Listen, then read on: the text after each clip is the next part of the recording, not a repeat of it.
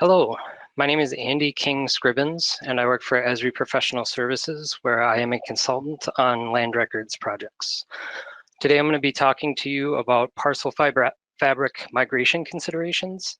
I'm not going to go into a lot of detail about specific tools or specific processes, but more talk about once you've decided to migrate to the parcel fabric, what sorts of things should you consider as you're moving along.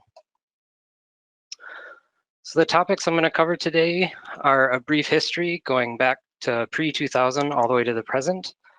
I'm going to talk about some considerations related to architecture and administration of the parcel fabric that you should think through before you actually do the migration. I'll talk about ArcGIS Pro and some of the common tools that are a good starting place if you're not familiar with Pro, and then talk about some that are more specific to the parcel fabric. I'll give a few scenarios ranging from migrating from paper records all the way to migrating directly from ArcMap fabric to the ArcGIS Pro Parcel Fabric. And again, I'm not going to go into a lot of detail about specific tools or processes, but I will provide several different resources at the end of the presentation that you can go to get more information.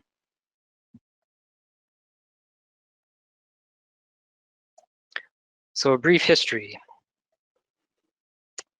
Esri has been providing solutions to manage land records for decades. Going back to the 1980s and 1990s, Esri had COGO coverages within ArcInfo. And at this time, most counties and land management entities were still constructing their parcel inventories. The coverages were great for land records management, but there were definitely some limitations compared to the new solutions. One of which is not supporting true curves, which I will mention many times throughout this presentation, and other things such as not being able to solve the backlot problem.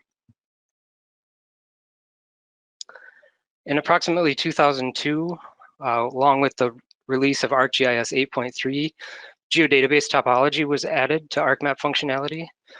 In addition to the topology, this book, GIS and Land Records, was published by Nancy von Meyer, that gave a much more detailed parcel data model than had ever been suggested before. Many Esri users adopted this data model at that time and still use it today.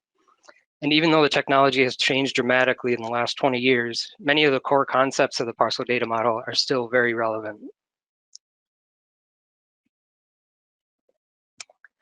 Around 2010, Esri released the first iteration of the parcel fabric. This was in ArcMap, and the format was built upon the original coverage format, which utilized the COGO lines and COGO points, but it also incorporated the geodatabase topology functionality and the land records model. It solved several of those long-standing problems with parcel data management, supporting true curves for one, and for domestic tax assessment counties, it had a local government information model that could be enabled on the fabric. This gave the fabric a standardized framework where one previously did not exist. And that brings us almost to today, where in 2019, the ArcGIS Pro Parcel Fabric was introduced. Several enhancements have been made on that particular product, even in this 1 year that has passed. And with every new generation of the fabric, it improves on previous generations to meet new requirements. The current generation of the parcel fabric is based on ArcGIS Pro and ArcGIS Enterprise, and is intended to be flexible enough to support a variety of situations and workflows. So now we'll talk a bit about architecture and administration considerations. If you're thinking about moving to the ArcGIS Pro Parcel Fabric, you want to ask yourself these questions. How many parcels are you managing? How many parcel edits are you making in a given year? How many people are editing the parcels on a regular basis? Who, besides the parcel editors, are viewing and using the parcel data, and how will they want to use the data and access the data? Have you already, or are you planning to implement ArcGIS Enterprise? And what level of knowledge do your users have with ArcGIS Pro? The answers to these questions will help you determine how you want to deploy the fabric, your timeline for deployment, and what training your staff will need before, during, and after the migration.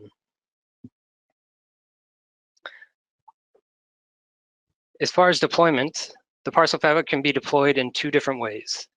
If you only have a few editors and typically only have one person editing at a time, you maybe only have a few edits each year and you're not planning to migrate to enterprise at any time soon, a single user deployment will serve you well. All you need is an ArcGIS Pro license and a file geodatabase. You don't need to purchase additional extensions because the Parcel Fabric capability is included with standard and advanced Pro licenses. If you've already deployed ArcGIS Enterprise, or you plan to in the near future, then the enterprise deployment will likely be your best option. This will give your parcel data all the benefits of the enterprise environment. The data will live as a service, allowing for easy sharing and collaboration. The data can utilize multi-user editing while tracking the identity of the named user. And the enterprise GIS can integrate with other business systems and has the flexibility to support new workflows in the future. As with other solutions in the enterprise environment, this deployment of the Parcel Fabric is scalable and has the ability to be fully integrated into various systems and workflows. The desktop environment with ArcGIS Pro is still the primary interface for editing and maintaining the data, doing quality control procedures and cartographic rendering. But as a feature service, the data can be viewed and edited in the field as needed. Additionally, the same feature service can be used to geo-enable other business systems and create both internal and external facing web maps to serve a variety of needs. If you plan to deploy the Parcel Fabric in ArcGIS Enterprise and you plan to have a multi-user editing environment, there are definitely some differences you'll want to be aware of in Pro. Traditional geodatabase versioning solved editing concurrency issues, supported long transactions, and supported undo-redo operations without the duplication of data. In ArcGIS Pro, in the enterprise environment with a multi-user environment, it's now branch versioning that will handle the multi-user editing environment. Branch versioning applies those same concepts to feature services, the long transactions, undo, redo, etc. However, now it's managed as a version management service instead of a multi-user SDE environment. This means that it will provide a familiar editing experience to the end user, but from a geodatabase administration perspective, there are differences to consider.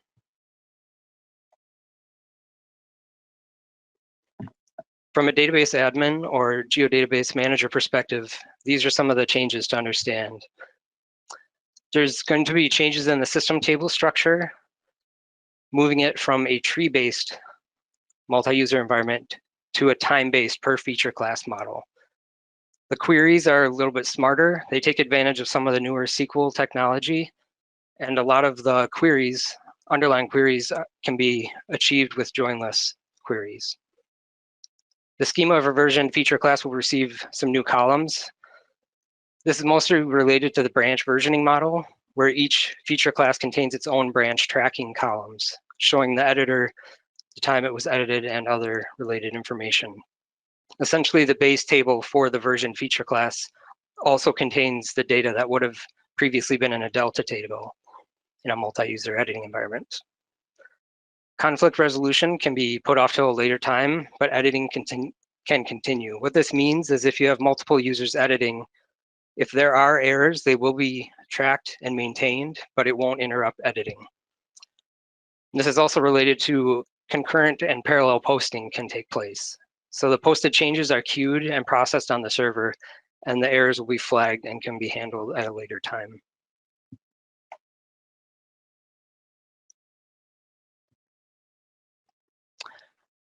So if your users are somewhat new to ArcGIS Pro, where do you start?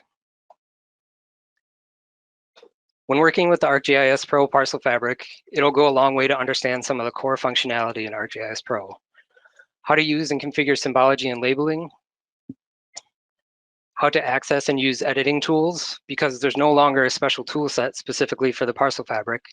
It uses many, if not all, of the existing tools within ArcGIS Pro. And how to create, modify, and use tasks will be very, very important. You can cater specific step-through workflows and tasks that are specific to a job or routine that'll reduce training time, standardize your workflows, and provide consistent results from a workflow. Beyond the core functionality, there are several different things that are specific to the Pro Parcel Fabric. It does come with ArcGIS Pro, utilizes a lot of the standard Pro functionality, but some of the things to be aware of are included here.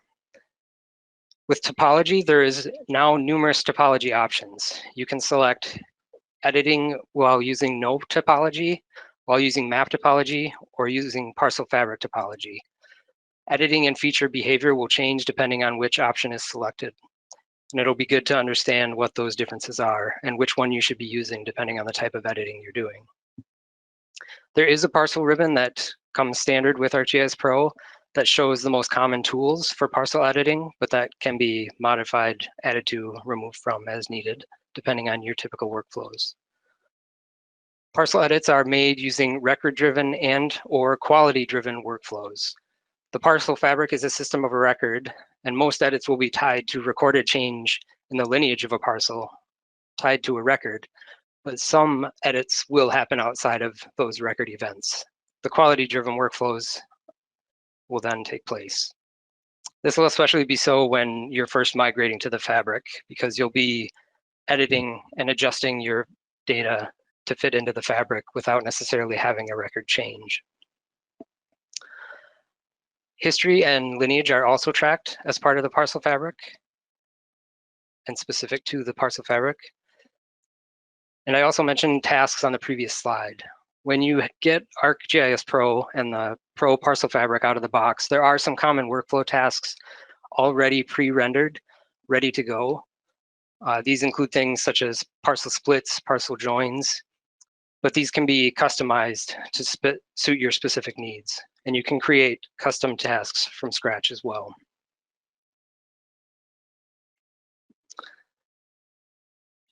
So the last thing I want to talk about Pro before I start talking about some migration scenarios is the steps to create a parcel fabric. The link shown here will be included on a handout that's available, but these are the basic steps for creating a parcel fabric. And I want to talk through them here because I'll reference this several times on the following slides. It's actually quite simple, and there is a tool, a workflow that's also pre-rendered, ready to go out of the box that'll walk you through this process. And essentially, you create a feature data set, you create a parcel fabric within that data set, add your parcel types, and that will vary depending on how you have your parcels organized. You can optionally extend it to a target information model if you have one already ready with fields, subtypes, domains, and rules. And you append your data to that parcel fabric. You can use field mapping. It's part of the walkthrough tool to field map. You have the choice to do that or not. And then after loading into the parcel fabric, you'll want to enable the parcel topology, create your parcel records because it's mostly record-driven workflows, and then build your parcels.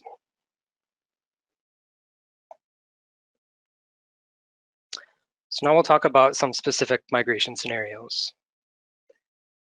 If you've seen other presentations about the Pro Parcel Fabric, you've likely seen this image before. The Pro Parcel Fabric is designed to be simple, efficient, and easy to adopt. For an administrator, it provides standard feature classes. Each parcel type can have its own schema. You can migrate today and fix things later. And it provides consistent behavior with subtypes, attribute rules, publication, etc. For the map editors, the desktop Pro clients, you have one set of editing tools to work with, and that's the Pro editing, standard editing tools. You'll get consistent behavior when editing, and the versioning and errors are much easier to identify and work with. With the ArcMap Parcel Fabric, there was significant effort needed to clean your data before loading into the fabric, but now with ArcGIS Pro Parcel Fabric, in many cases you can load your data directly to the fabric and start working. If some data cleanup is needed before loading, it's typically minor, and we'll discuss a couple of those common issues in the following slides. So if you're starting from paper, you're actually maybe even a little bit better off than in some other situations because you can go directly to Pro. You'll want to create your parcel fabric following the procedure that I demonstrated on a previous slide. And if you're working from paper, you can still use the same Kogo tools that you may be familiar with to Kogo your lines from the paper. If you're working with CAD data or some other data source that's not necessarily a shapefile or Esri GIS related, you can open that data in the fabric and copy your lines directly to the fabric. With CAD, there's an additional option to create a CAD record, add the CAD data, and then build the parcel from the CAD lines. The benefit of that would be you would also have the record in the records feature class that would identify where the CAD data came from and have some additional historic information. Some concerns, curves can be a problem, and you'll hear this, you've already heard this a couple of times and we'll hear it a couple more, but curves and short line segments are typically where the biggest issues come from. And also with CAD specifically, attributes can be a problem. Sometimes COGO data is missing from the CAD data, and coding consistency for lines and points can be somewhat problematic as well. So if you have shapefile or geodatabase, if you're working with shapefiles, we often recommend that you first convert to a feature class in a geodatabase. This allows for significantly more options as far as data cleanup, error checking ahead of moving the data into the fabric, if that's something that you want to do. A data health check is a good thing to do, just to check for your gaps and overlaps and errors that exist within your shapefile or your feature class. In some cases, you might want to clean those up before moving into the Pro Fabric. You can do that in ArcMap or in ArcGIS Pro ahead of loading the data into the fabric. Once you feel your data is ready, you'll want to create the fabric following the procedure outlined before, and then append your new data to the fabric. As before, curves from shapefiles can be problematic. That's part of the reason why converting to a feature class is a good idea, because you can identify those curves and modify them as needed so they can be loaded into the parcel fabric. And small line segments can be an issue. And when I say small line segments, I'm talking things that are like a centimeter or less. If you've ever been in an editing situation where you double clicked as end editing a line, you might have placed 2 points right next to each other that you would never know there was 2 points there. And that can sometimes cause a problem when creating the parcel fabric, creating the parcel point file, because it'll try to create 2 on top of each other, and that can be problematic. So in your feature class, you'll want to look for line segments that are very, very short ahead of building the parcel fabric. If you're already in the ArcMap fabric, there is a tool available. This URL that's shown here is the documentation for that tool. And essentially you open your data in an ArcMap session, you open the tool and run it, and it will automatically transfer your ArcMap fabric to an ArcGIS Pro Parcel Fabric. You will notice some differences when you open the new ArcMap fabric, and some of those are listed in the table below. So in the ArcMap Parcel Fabric, parcel types were stored in one feature class, but the Pro Parcel Fabric now has each parcel type in its own schema. Where there was a plans table before with no geometry in the ArcMap Parcel Fabric, that will now be the records feature class along with polygons inside of the Pro Parcel Fabric. In the ArcMap fabric, there were numerous point feature classes, points, control points, and line points. Now that is just one single point file in the Pro Parcel Fabric. In ArcMap, connection lines were part of the parcel, where now in the Pro Fabric, connection lines are a separate feature class of their own. When you would check for errors in your ArcMap fabric, you would get a text file output, where now validating your Pro Parcel Fabric creates error features that can be zoomed to, queried, and remedied. And there were some other parcel types, unjoined, unclosed construction parcels in the previous fabric that are now deprecated and will not exist. So this is a shot of the PDF of additional resources that will be available. And I just want to go to a couple of these sites specifically. So this page is the What is Parcel Fabric page. This is the core documentation for the Parcel Fabric, and this is definitely something that you'll want to read through beginning to end. A lot of the procedures that I talked about go through step-by-step process in much more detail here on this page, and there are additional links to specific tools that are related. So again, the Create Parcel Fabric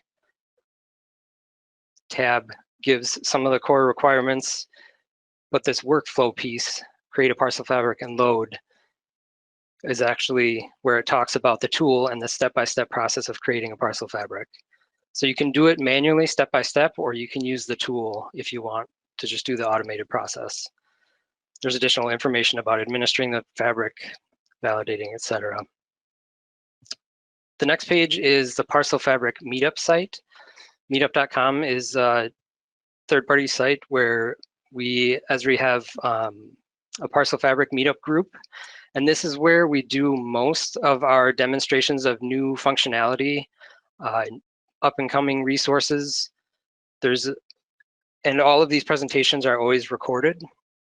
So if you join this group and sign up for updates, you'll get an email every time a new event is posted, a new demonstration is going to be done. Those videos are stored in GeoNet. So there's also a GeoNet ArcGIS Parcel Fabric page. And this is where you can ask specific questions about ArcGIS Parcel Fabric, and the larger Parcel Fabric user community will respond and answer your questions. And you can search for specific topics as well, because chances are if you have a question, somebody else has had that same question before.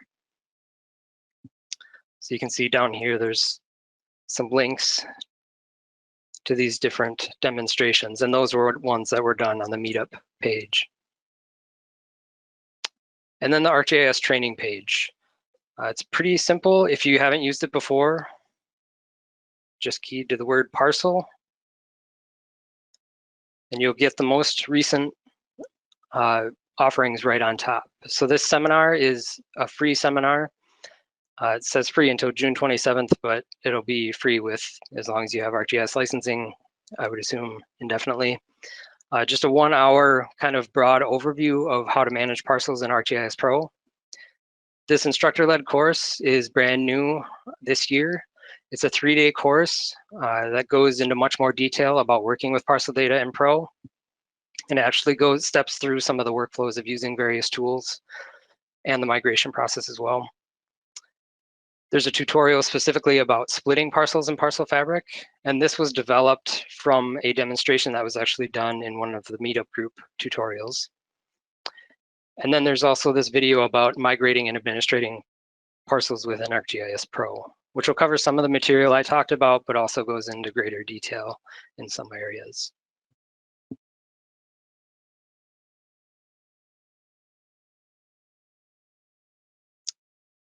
So like I said, that PDF is available. There's links to those pages that I showed and several more. My contact info is also at the bottom of that page if you want to follow up following this presentation to discuss anything in greater detail. And at this point, I'd be ready for questions.